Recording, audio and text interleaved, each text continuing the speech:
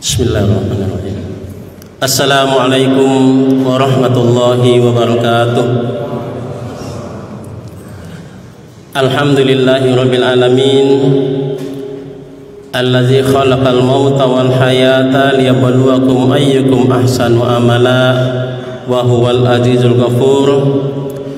Asyhadu an la ilaha illallah wahdahu la syarikalah wa asyhadu anna Muhammadan abduhu wa rasuluh.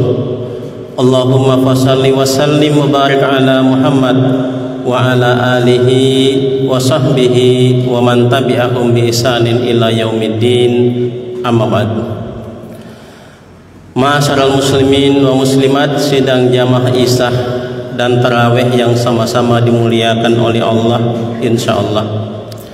Salah satu hadis Rasulullah sallallahu alaihi wasallam yang cukup masyhur, yang sering kita dengar, di mana Rasulullah sallallahu alaihi wasallam mengatakan, "Idza mata ibnu adama inqata amaluhu illa bi salasin, sadaqatun jariyah aw ilmun yuntafa'u bihi aw waladun salihun yad'ulah."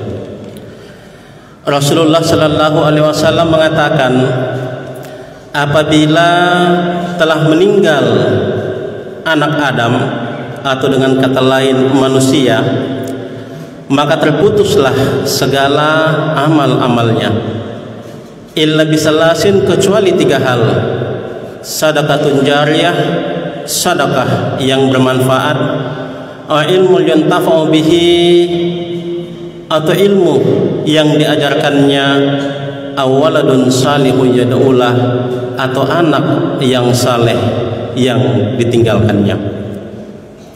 Ma'asyiral muslimin, kita sebagai manusia tentunya akan mengalami kematian.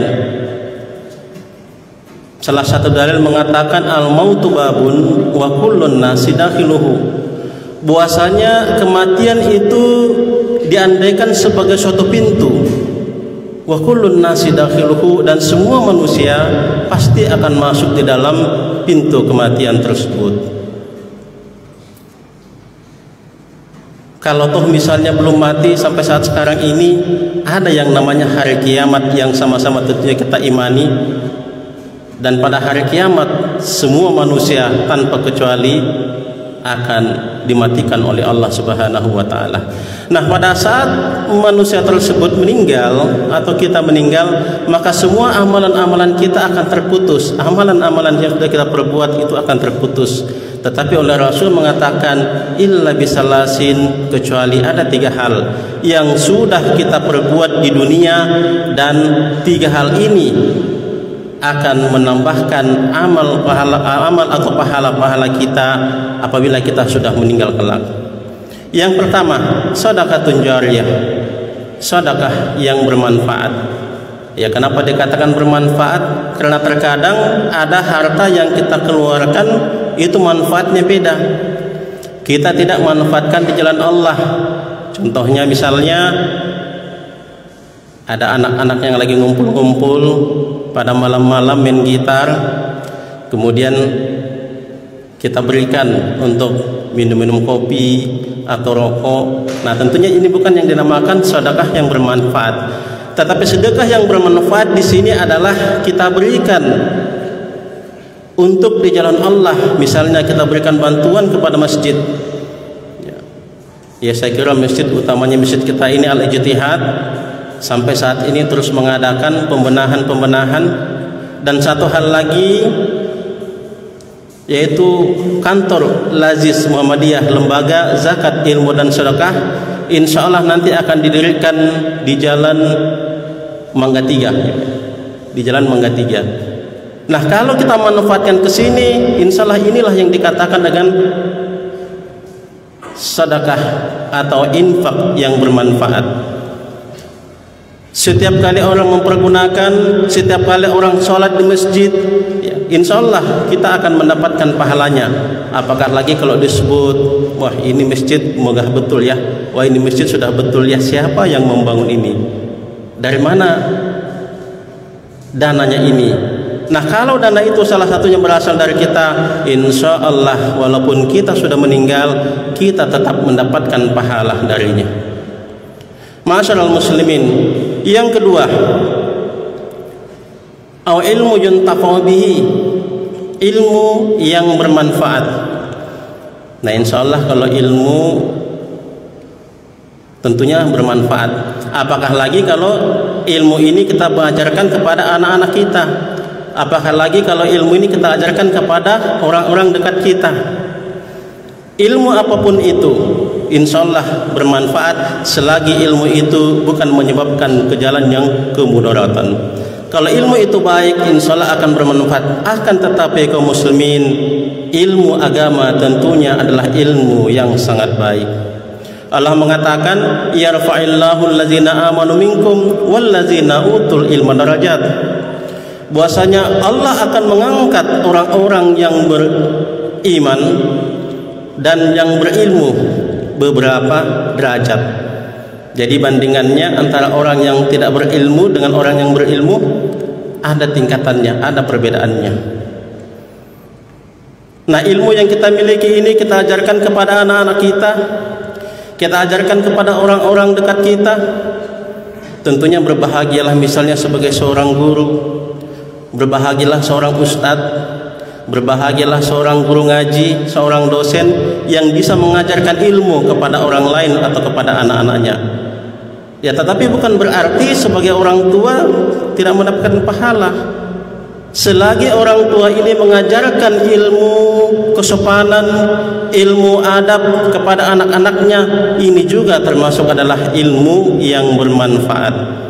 Dan tentunya apabila kita meninggal kelak, maka orang yang telah kita ajarkan ilmu sudah berhasil dan kembali lagi dia mengajarkan ilmu yang telah kita ajarkan, insya Allah kita pun akan tetap mendapat pahalanya.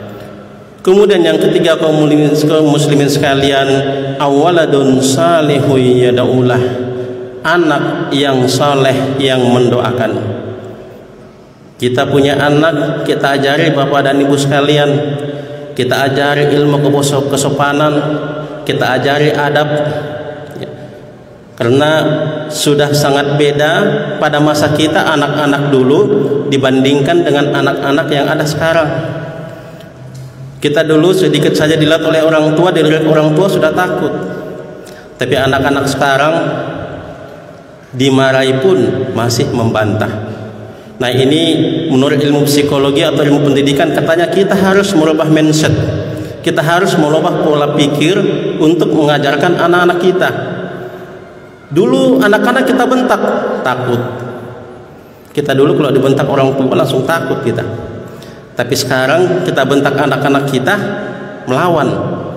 Nah, bagaimana caranya? Menurut ilmu psikologi dan pendidikan katanya sekarang justru caranya kita harus masuk ke dalam hati anak-anak kita. Ya. Kita ajari ilmu kelembutan. Kalau dia masuk dalam hatinya, insya Allah dia akan mengikuti perkataan kita. Nah, jamaah sekalian, apakah cuma anak-anak saja yang soleh itu nanti yang menyebabkan kita bisa masuk surga, yang kita bisa mendapatkan pahala-pahala setelah kita meninggal nanti? Nah, anak di sini punya pengertian yang luas. Anak-anak kecil itu anak-anak. Setelah remaja masih juga tetap anak. Setelah dewasa juga tetap masih anak. Bahkan kita sekarang pun ini masih tetap sebagai anak. Bahkan seorang yang sudah tua atau disebut dengan kai itu pun masih tergolong sebagai seorang anak. Kenapa?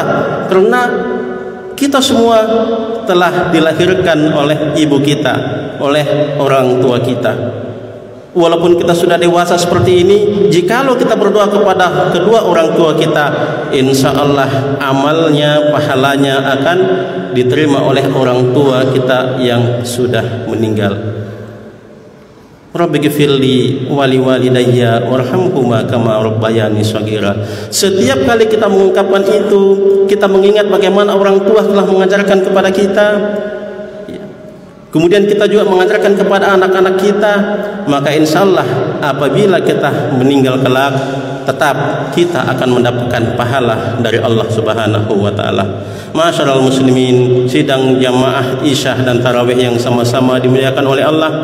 Olehnya itu, mari kita manfaatkan harta yang kita miliki untuk berinfak di jalan Allah dengan memberikan bantuan-bantuan kepada masjid maupun pembangunan-pembangunan sarana agama yang membutuhkan. Kemudian kita didik anak-anak kita agar menjadi anak yang saleh dan salehah. Insya Allah kelak kita maupun anak kita akan mendapatkan tempat yang terbaik di sisi Allah Subhanahu wa taala. Saya kira inilah yang dapat saya sampaikan pada kesempatan ini. Mohon maaf atas segala kekurangan. Wabillahi taufiq wal hidayah. Wassalamualaikum warahmatullahi wabarakatuh.